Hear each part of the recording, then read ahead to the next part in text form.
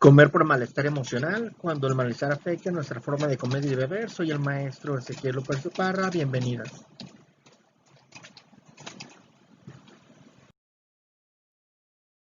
Algunas preguntas. ¿Has notado que cuando nos sentimos mal cambiamos nuestra alimentación?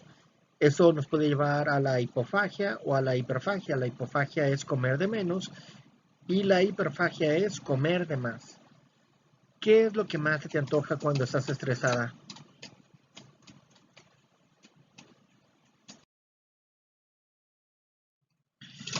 Diversos estados emocionales negativos.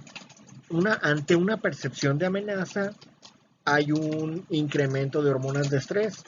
Por lo tanto, este incremento de hormonas de estrés crea una desregulación en los sistemas biológicos, como son el del apetito, el sueño, la respuesta sexual, nuestra conducta social, etc. Y de manera prolongada, es decir, crónica, esos niveles de estrés nos llevan a depresión, angustia e irritabilidad. Y sobre todo porque cuando se presentan esos niveles de estrés, al ser desagradables, el cuerpo se habitúa a resolverlo de alguna manera. Aquí lo que estamos pensando es una de esas posibles soluciones, que es a través de la alimentación inadecuada.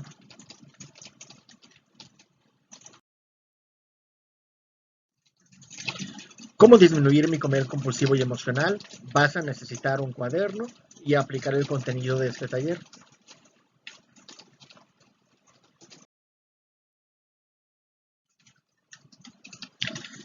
¿Comes para sentirte mejor o para disminuir tu estrés? Estas estrategias te ayudarán a disminuir tu hábito de comer por malestar emocional, combatir las ansias por comer, identificar tus detonantes y encontrar mejores maneras de satisfacer tus necesidades emocionales.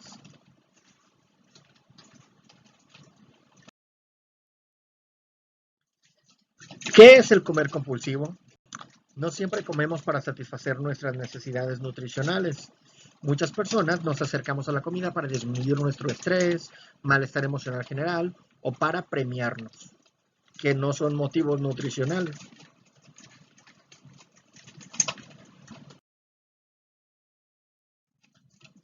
¿Para qué comemos? Podemos comer por tres motivos. Uno, por necesidades nutricionales. Dos, por placer. Simplemente es cómodo y es agradable ponerme esta comida en mi boca porque tiene un sabor muy grato. O porque su textura me resulta gratificante, por ejemplo en el caso de la comida crujiente.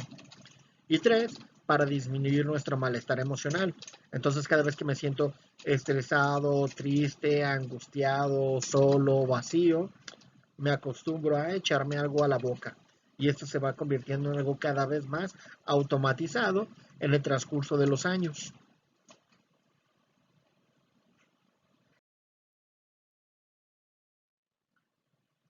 Diferencias entre el hambre y el hambre emocional. El hambre emocional aparece rápido, no es como el hambre física que va incrementando poco a poco. Dos, el hambre emocional te pide determinados elementos específicos que usualmente son alimentos de confort. De ahí la pregunta que hacemos en las primeras diapositivas de ¿qué es lo que se te antoja cuando estás estresada? Normalmente caen los antojos dentro de un rango que está entre comidas muy dulces, por ejemplo, pastelillos, cheesecake, etcétera, a comidas muy saladas. El hambre emocional nos lleva a comer sin conciencia. Normalmente cuando estamos comiendo sabemos cuánto hambre tenemos, lo que vamos comiendo y de repente cuando ya nos sentimos satisfechos paramos. Sin embargo, en el hambre emocional estamos, a lo mejor tenemos un plato muy grande de frituras o alimentos de confort y simplemente le estamos eche y eche y eche y a pesar de que seguimos comiendo, no nos sentimos satisfechos. Cuatro, el hambre emocional no se satisface comiendo. Pareciera que a pesar de que acabaste de comer y comiste bien, aún así te hace falta algo. Entonces comes de más. El hambre emocional no se siente en el estómago, sino que es una experiencia de desagrado general o puede estar muy focalizado en una parte del estómago, perdón, del cuerpo, porque lo que sucede en el estómago cuando tenemos hambre es que da una sensación de vacío, de que se apachurra y sobre todo hace ruido. ¿Sí? Por ejemplo, ya pasaron 4 horas de que no hemos comido y nuestro cuerpo hace ruido y esos pues, rugidos son de hambre. Y por último, el hambre emocional no se satisface, nos deja sintiendo arrepentidos, culpables o con vergüenza después de comer, ¿sí? Que serían unos sentimientos bastante claros de que nuestra razón de comer pues no fue por razones alimenticias.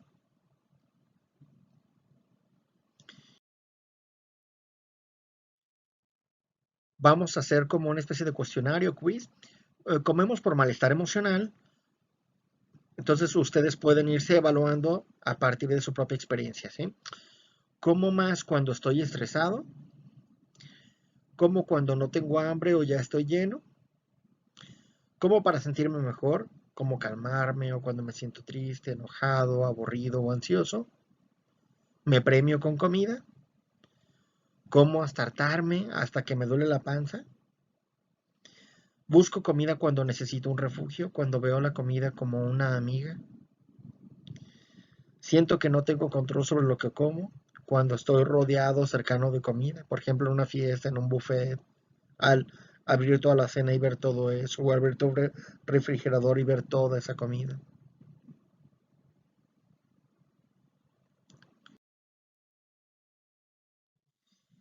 Así que el ciclo de la comida emocional es, por ejemplo, me siento mal conmigo mismo, me llegan muchas ganas de comer, como más de lo que necesito, me siento culpable por haber comido y repetimos.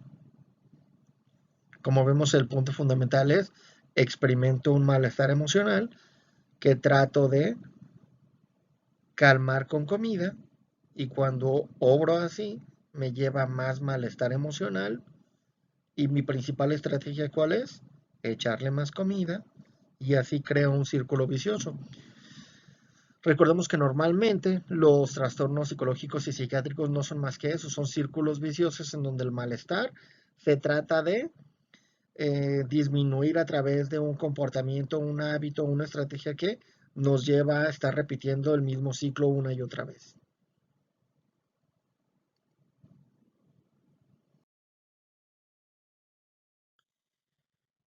Entonces, vamos identificando, ustedes pueden, por ejemplo, hacer una agenda de lo que es su vida o de lo que ha sido su vida últimamente e identificar algunos detonantes emocionales que pueden ser muy importantes en su caso, ¿sí? Por ejemplo, el estrés. ¿Qué tan importante es el estrés como un detonante en su alimentación emocional? Emociones acumuladas. ¿Sí? Hay gente que puede durar años sintiendo tristeza, eh, angustia sobre todo, soledad, y son sentimientos que al estar siendo negados de forma sistemática, van creando un malestar que algunas personas se acostumbran a tratar a través de la comida. Tres, el aburrimiento y sentimientos de vacío. ¿Sí? Para algunas personas que tienen muy poca sensación de satisfacción en su vida, por ejemplo, que tengan desde la infancia o preadolescencia muy desconectados de la experiencia directa del mundo, suele suceder que con el pasar del tiempo experimentan bastante sensaciones de aburrimiento, falta de sentido y un sentimiento de vacío. Y algunas de estas personas aprenden a lidiar con ese tipo de sensaciones con el uso de la comida. Cuatro, los hábitos infantiles. Como son, hay personas que ante determinado tipo de circunstancias, por ejemplo, un festejo, una celebración, haber ganado un premio, etcétera, usan la comida, por ejemplo, como premio, o ya saben que determinado tipo de día de la semana, vamos a poner un ejemplo el domingo, es día de ir al buffet, o es día de la pizza, o en la mañana lo que hay que desayunar son un paquete de galletas con café, uno de los peores desayunos, por cierto, pero que es una cuestión de hábito que habría que romper porque no tiene un sentido nutricional y fácilmente nos lleva a experimentar mayor malestar. ¿Por qué? Pueden llevar, por ejemplo, bueno, ahorita que vamos a ver la herramienta del diario de malestar emocional y alimentación, cómo me siento después de comer este tipo de alimentos. Realmente me siento con más capacidad, con más ligereza, más fuerza, más nutrido, o cómo me siento después. Puede ser que me sienta calmado primero, pero después arrepentido, culpable, con una sensación de pesadez bastante marcada, etcétera. Y también influencias sociales. Las influencias sociales porque los hábitos dependen mucho del nicho social en donde nos encontremos. Quizás en nuestro trabajo, determinado tipo de desayuno, de comida o de cena, o de hábitos, por ejemplo, con el consumo del alcohol, sean los usuales, sean los normales, sean los habituales. Y por lo tanto, los compañeros de, de ese grupo, de esa escuela, de esa familia, de esa comunidad, de ese trabajo, tienen la costumbre de que ante determinadas circunstancias todos hacen eso, ¿no? Por ejemplo, llegan al hospital y saben que a las 11 es de ir a comprarle tamales a la señora de los tamales, o son las 5 de la tarde, hora de irnos por una michelada, y estamos repitiendo determinado tipo de hábitos que son de la manadita donde pertenecemos, pero que no cumplen una función nutricia ni tampoco son beneficiosos para la salud, simplemente son influencias sociales. Entonces, lo que nos conviene mucho es llevar precisamente ese tipo de herramienta, un diario de malestar emocional y alimentación, en donde es un diario, es estar apuntando de forma diaria cómo todo lo que vamos comiendo y cómo nos estamos sintiendo alrededor de ese tipo de experiencia. Es muy interesante y el solo hecho de llevar un registro consciente de esto nos puede dar muchísima información que anteriormente no consideramos importante, pero algunas personas, como esto de la alimentación suele ser bastante automatizada, vale la pena llevar un registro para hacerlo consciente y desautomatizar este tipo de comportamientos.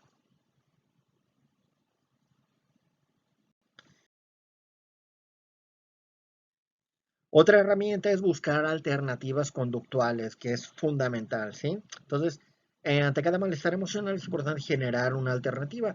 Si estás deprimido solo, en lugar de comer, ¿qué es lo que necesitaría hacer? Si estoy deprimido, puedo realizar una actividad, punto número uno, que disfrute mucho y ponerme a mí mismo en una situación de realizarla. Porque sabes que si estoy deprimido y solo, lo más sencillo es que mi mente, al estar deprimida, busque excusas o busque direcciones en las cuales no me van a satisfacer a final de cuentas. Entonces, yo me planifico una actividad y la realizo. Si creo que no la voy a disfrutar, hago una predicción y digo, bueno, yo me imagino que voy a ir y me voy a poner a escribir un poema o un cuento que a mí me gusta mucho. Pero como me siento deprimido y solo, no le veo caso, mejor no lo voy a hacer. Mejor me voy a quedar viendo la tele durante 6 horas y ya veremos qué pasa. Sin embargo, vemos que realizar este tipo de actividad, por ejemplo, quedarme en mi cama viendo la televisión durante 6 horas, en realidad me dio muy poca satisfacción, muy poca sensación de logro, muy poco placer y muy poca conexión con otras dimensiones de mi vida. Por lo tanto, me termina haciendo sentir bastante insatisfecho y resulta ser peor. Entonces, en realidad, en lugar de realizar este tipo de actividades o de utilizar la comida, voy buscando una actividad que me nutra emocionalmente y me disminuya la sensación de depresión y soledad.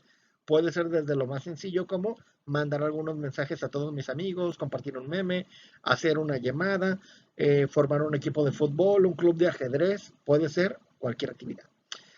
Si estás ansioso, en lugar de comer, ¿qué tipo de actividades me sirven para la ansiedad? Puede ser aprender a respirar,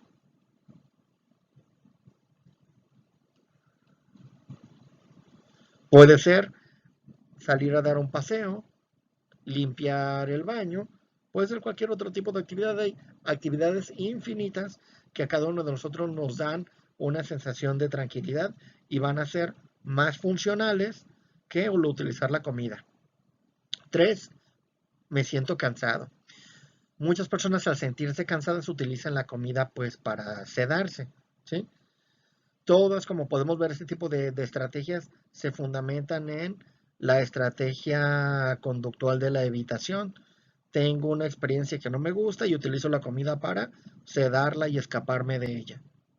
Y esto nos lleva a otro tipo de círculos viciosos. Entonces, si estoy cansado, ¿cuál es la forma más eficaz de descansar? Esto es diferente para cada quien. Para algunas personas es no hacer nada. Para otras personas puede ser acostarme con una almohada en la cara y quedarme ahí 20 minutos. Para otra persona puede ser comerme un chocolate mientras me doy una ducha con agua muy caliente, etcétera. Y si estás muy aburrido, realizar una actividad que sea estimulante. Puedes platicar con un amigo, ver un video divertido, una película graciosa, en fin, puedes tener algo que algunos de nuestros usuarios y pacientes y alumnos les ha funcionado bastante, es tener una caja de distracciones. Entonces, en mi caja de distracciones puede ser una caja de zapatos, de pañuelos, lo que ustedes quieran. Ustedes ya la llenaron de un montón de notitas, de pequeñas actividades que a ustedes les gusta hacer. Entonces, cuando estén aburridos o estén desesperados, ansiosos, tristes, estresados, simplemente sacan al azar, de forma aleatoria, una de estas pequeñas actividades y la realizan, ¿sí? Para algunas mujeres pueden ser pintarme las uñas, peinarme, hacerme un facial, eh, darme una ducha, arreglar mi escritorio, planificar mis gastos de la siguiente semana. Puede ser lo que ustedes quieran. Llamarle a la tía Chofi. No lo sé. Puede ser cualquier tipo de actividad, pero al realizarla nos escapamos del ciclo vicioso del comer emocional, que a final de cuentas puede ser nuestro principal objetivo.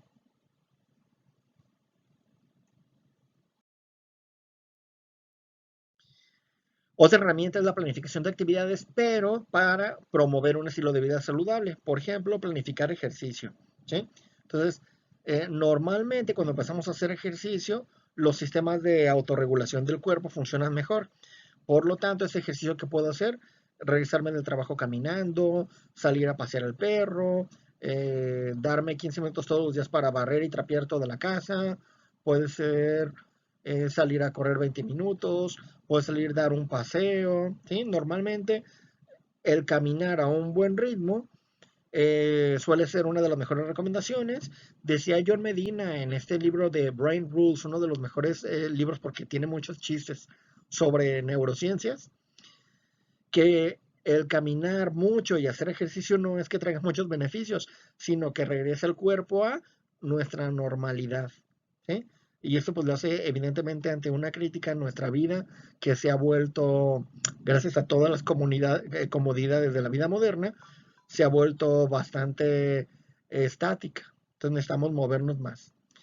Punto número 2, planificar dormir al menos 8 horas diarias. Y parecerá absurdo, pero muchas personas que sufren de insomnio o problemas de la regulación del sueño no tienen un orden en sus hábitos del sueño, no tienen una hora de levantarse, no tienen una hora de la siesta, no tienen una hora de irse a dormir, sino que cada día es diferente.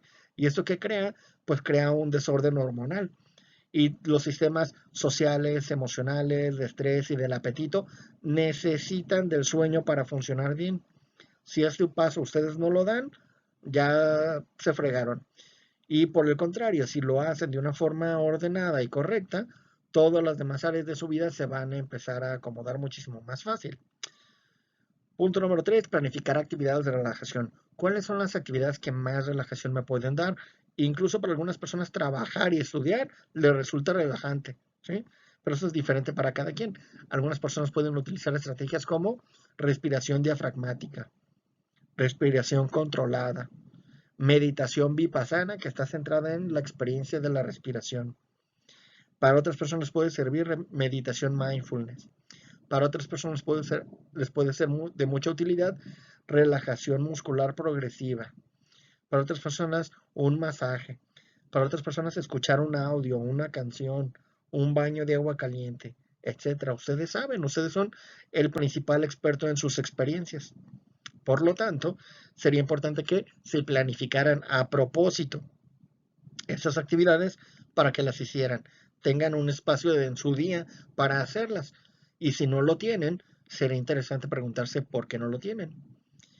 Y punto número 4, planificar la conexión con los otros.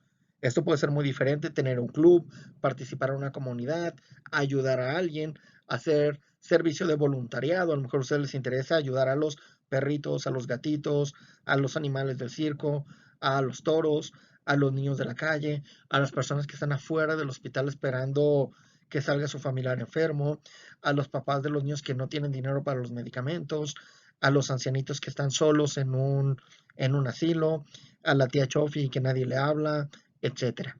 Hay muchísimas actividades de conexión con los otros que ustedes pueden hacer que van más allá de una reunión con los amigos o una reunión con la familia.